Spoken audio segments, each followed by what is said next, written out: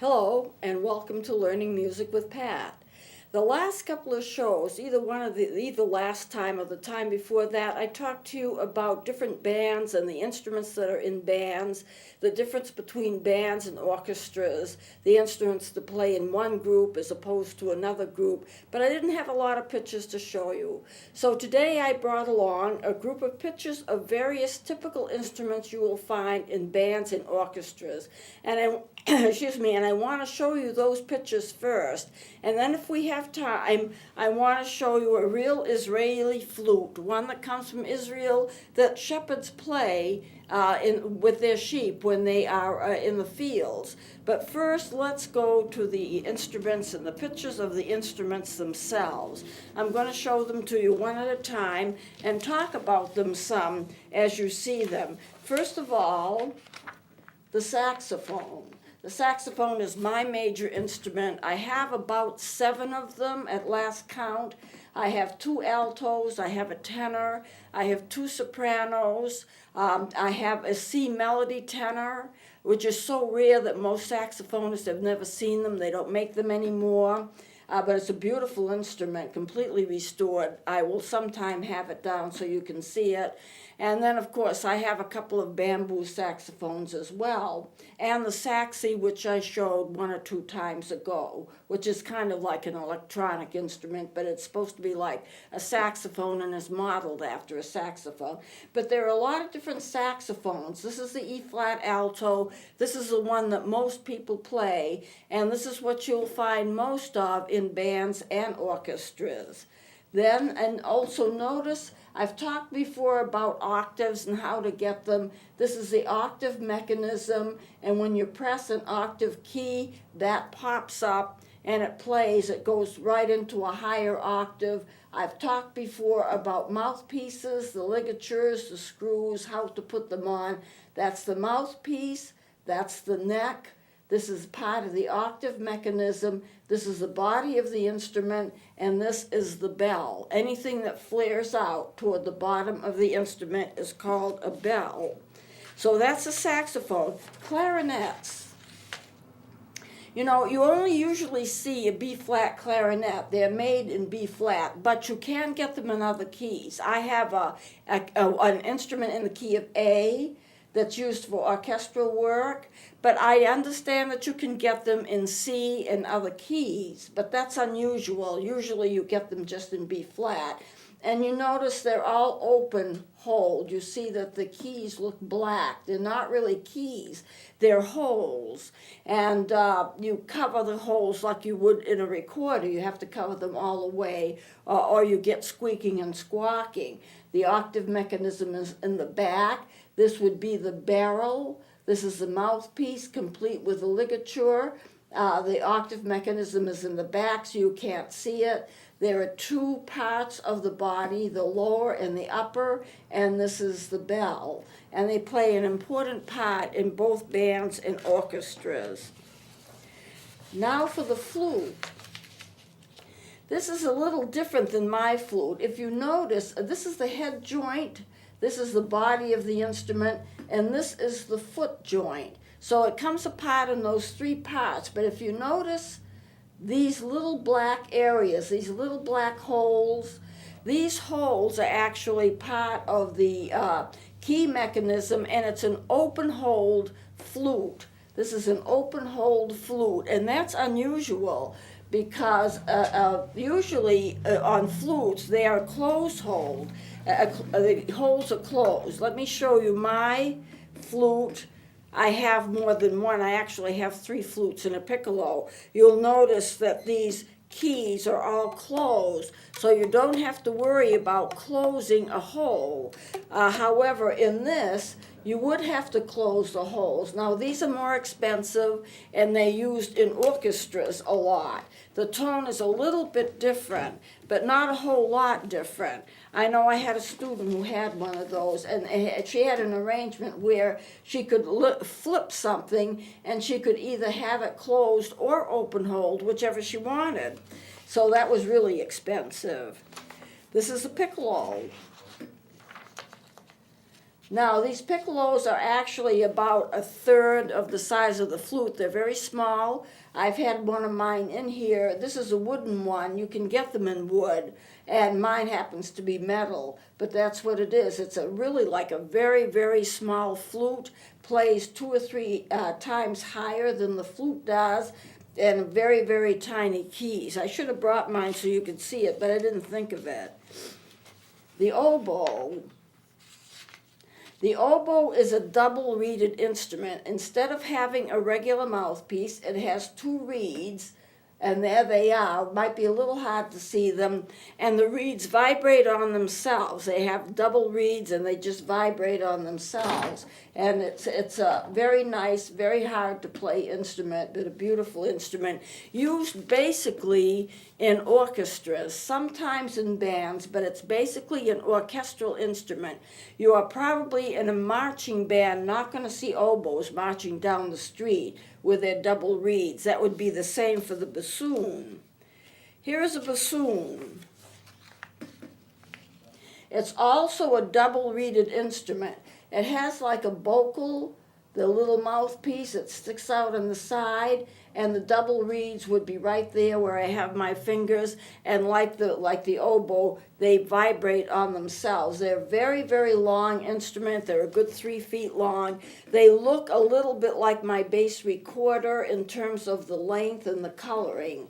And you would probably not find these in a band either, but they're very important in orchestras. They have a haunting, kind of a deeper tone, not too loud, but they're a very beautiful instrument. Now the trumpets. Whoops. Here's a trumpet. And as I've explained before, you have 3 valves. On the trumpet, you hold it with your left hand. Your right hand goes over the 3 valves. You use your first 3 fingers, and you press down those valves in different combinations, and with different amounts of wind, you can get any note you want to. And they're very high-pitched. You see them all over the place. They play in bands, orchestras, dance bands. They play everywhere.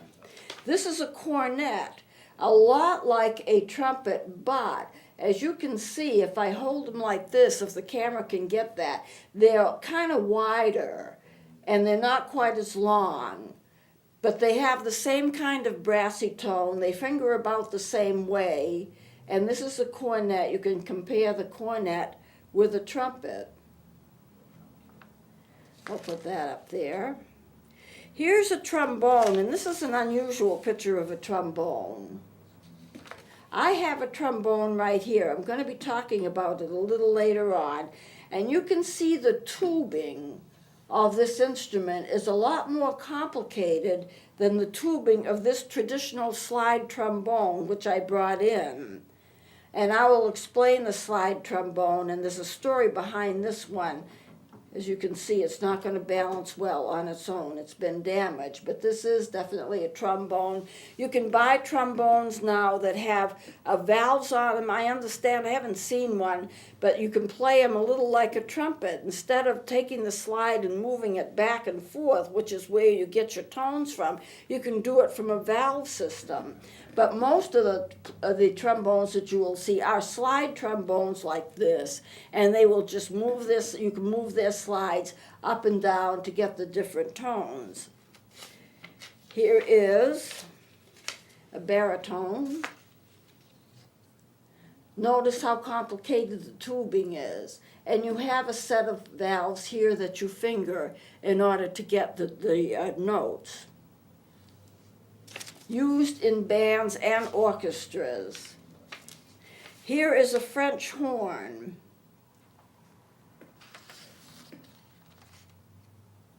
The French horn's an interesting instrument. You play it, you have your, maybe I should put it on the side, it might be easier to see. And you blow into it, and you have your valves, and your finger valves right here, and you notice it has a lot of really complicated tubing. The French horn has a beautiful tone. It's not easy to play. The French horn is quite difficult to play. This is also a French horn, but you're looking at the back of it. And you can see how complicated the tubing is for the French horn. But they're beautiful, and they sound wonderful with woodwinds because they have a quality of tone that just balances off the woodwinds. Now this is a sousaphone. The sousaphones, my father played a sousaphone. He studied at the New England Conservatory of Music. They sometimes call them tubas. They use them a lot in marching bands. Once in a while you'll have them in concert bands and orchestras too. However, they're basically for marching bands, and you put them over your head. This huge area here, which is vacant, you just fit it over your head, and the bell goes ahead of you. It's facing in front of you, and on your right-hand side are all of these little valves and the mouthpiece. I actually know a guy who stuck he was in a parade, and he had a music stand, and he's not going to use a music stand in a parade. So what he did was he made the mistake of folding up. It's a folded up music stand, and he stuck the whole thing inside his bell so he wouldn't have to carry it. And he's marching along, and my father was marching in the same parade with him, and he suddenly realized, where's my music stand? Because they played a concert afterwards. He couldn't find his music stand. It was stuck inside of his bell. Well, that's not the best place for it. You could really damage the inside of the bell, plus they had trouble getting out of it. Everybody had a good chuckle over it, and it didn't evidently do any harm, but that's absolutely the wrong place to put anything. If you see them in marching bands, they usually have a cover that goes over it, just like a cloth cover that goes over the bell, so nothing can fly, insects or whatever, nothing can fly inside the bell. It'll just be bounced off. They use them a lot in marching bands. That's what my father played. Violin. I want to mention to you about Stradivarius violins. When I was here a couple of shows ago, I showed you my Flem Spalding Wolf's Head violin. It's a very, very rare instrument. But the Stradivariuses would be even more rare, and they would be even more expensive. Stradivarius, and I believe his first name was Antonio Stradivarius. He was an Italian violin maker, and he handmade violins around the 1600 BC, 1500 BC. And if you talk to anyone who has a Stradivarius violin, I mean, they're well known, they're famous, they will tell you, and I've seen people interviewed on television that have Stradivarius violins, they will tell you that the Strads don't play exactly like the other instrument. If you're playing a Strad, it handles a little differently, it sounds a little different, it's richer, and the tone is magnificent. But as they look at those violins, they can't figure out what makes them different. It looks like a violin made in the usual way, but somehow the sound is more magnificent, more brilliant, and they don't know why. But the Strads are very, very expensive violins. Now this would be probably a bass viol. The reason I say it's a bass viol, if you're in a dance band, it'll be called a slat bass. This is the shape of it, and you'll notice on the bottom there's a little metal piece. The cellos and the bass viol all have the little metal piece on the bottom. I'll hold it up a little bit. The reason for that is that you don't want to put an instrument on the floor and play it with the instrument resting on the floor. Could be dangerous for the instrument. And so what they do is they put a metal piece, and some of them you can adjust the size of them and the length of them so that you get it to the right position, because the instrument is going to be, if it's a cello, it's going to be in front of you, leaning against you, and you're going to be sitting down, and it's like resting up either between your knees or by your knees, and you're going to be bowing like that. So you want to get the elevation of the instrument just right. If it's a bass viol, which is what I prefer to call them, you'll be standing up. The instrument is huge. It's taller than I am. My father has one. We still have it. But you have to stand up and hold on to it and then bow it, but you need to have this on the bottom so you can adjust its height so it's easy to bow. It gets in the right position. You won't find any metal piece like that. You won't find it on a viola or a violin because both are up to your neck. You're playing them up to your neck. This looks like a parade drum. The parade drums are a little bit bigger than the snares. And they take the drum pieces and just bang away on them. Can't think of the word I want. This will be a snare. It has a higher pitch than the parade drums. The parade drums, they actually do have pitches. Remember, the larger the instrument, the deeper it is. These are drumsticks, so you get the drumsticks on the snares and on the parade drums. Now, I've mentioned you before about kettle drums. These are the kettle drums. They're huge. You see them in the orchestra. You won't see them in a marching band usually. Once in a while, in a huge marching band, like a college marching band where they use them in halftime shows, once in a while you'll see them parading, but they're large. And they have to, if you're going to march with them, you have to put them on a special structure, and somebody pulls them forward as you're with mallets, playing them with mallets. Now, the unusual thing and the nice thing about these kettle drums is that they can be tuned. They can actually play tones. You would tune one tone for each kettle drum that you're using, and then you can play several at a time, just bang on one, bang on the other, and you can get the different tones. So that's the unusual thing about kettle drums. They are very nice. They add a lot of punch to music. Cymbals. And they come in different sizes. I saw a cymbal once that was so large, it was in a band I was playing with. It had to stand like this high from the floor. And you would stand with it and you'd use a mallet and bang it with a mallet. And it would absorb the sound. It would play sound, but it would also absorb the vibration. So there would be vibrations in it. And after a while, it would have absorbed so much vibration that all you do is tap it. And when you tap it, it makes an unusually loud sound because it's getting out all of the vibrations that it had absorbed. Interesting thing, when we were playing in the band, we had these were teenagers. This is a high school music festival, and we had a teenager playing a huge cymbal, and he's not hitting it hard, he's just playing it, and suddenly he taps it and the thing practically explodes with sound. That's the kind of thing that can happen on a huge cymbal. This is a xylophone. The xylophone is made and it sits on a stand. The keys are actually wooden keys, and it's like a piano. These would be like the black keys. These would be like the white keys. You can play them in different keys. You have a mallet in each hand, and you just bang on them. And here's your 3 black keys, 2. Remember the series of 3 black followed by 2 black followed by 3 black. And this is the same thing. It's called a glockenspiel. I've played them. And the glockenspiel, it's like the same thing, but it's metal. Now, there are a lot of other instruments. You've got chimes, you've got all other kinds of instruments, but these are the basic instruments that you're going to have in an orchestra or in a band, and I just wanted you to get the experience of seeing them.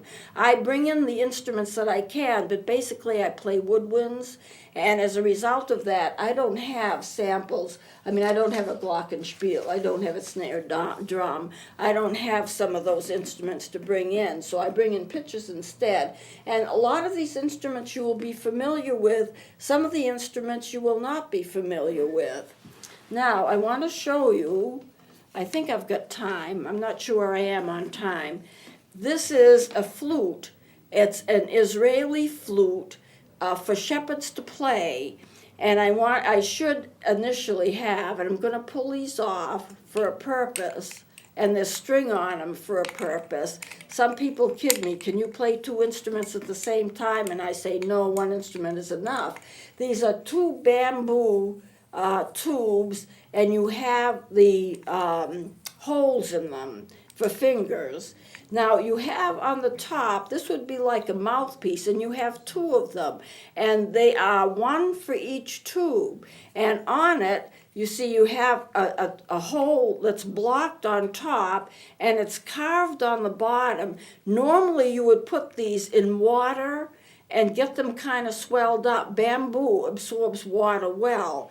And then you would put them, each one, as I'm going to do, but they may slip out, in these tubes. Now, you will find, I'll pull one out, they're both going to come out anyway. I don't know if you can see this, it's a little place where they've been cut. These are the reeds. Before you play the instrument, it's wise to take and lift up the reeds a little bit. I don't know how I can do it. I've done it a little bit. This reed is lifted up. You can lift them up. That loosens them up. You do it with both of them. You put them in water, absorb them, lift up those reeds, because those are the vibrating reeds for the instrument. And remember, you have vibrating reeds in your woodwinds. You put it here. You put them both here. Now you're ready to play. You stick both in your mouth, which, believe me, I'm not going to do, string and all, and you have to, according to the instructions, get your mouth below the reed. Then when you blow, those reeds will vibrate, and you'll have tones from 2 reeds and 2 different mouthpieces. Now, you have to stick them pretty far back in your mouth, because you got to get beyond the reeds, and of course there's string there too. The reason for the strings is that you see how easily they fall. They're always falling off, and if I had water to put them in, it would be easier to keep them in. And then when you put them in, the hand fingerings are a little different. Usually on any woodwind instrument in traditional Western culture, you put your left hand on top, you put the right hand on the bottom. This is just the opposite. You put your right hand on top and your left on the bottom, put the whole thing in your mouth below where the reed is, and then blow on it, get tones, and play. Isn't that interesting? And that's how they play the flute.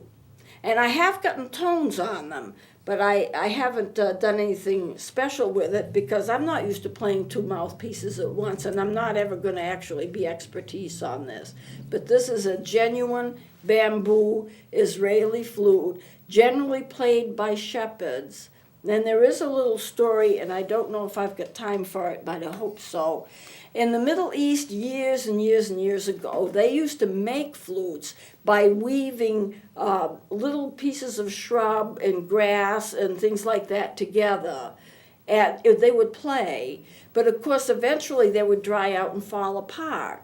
A shepherd would never throw away a flute he had made. Instead, he would take more grass and whatever was around, vegetation, and reweave the flute and get it playing again. And that's used sometimes to illustrate what the Good Shepherd is like. Jesus being the Good Shepherd, never throwing a person away, never giving up on a person, but reworking the person and working with the person so that they can be whole again. And that's the way that the Christian message is. So I'm not sure exactly how far I am in time, but it seems like it's a good closing time. So thank you for watching, and we'll continue next time.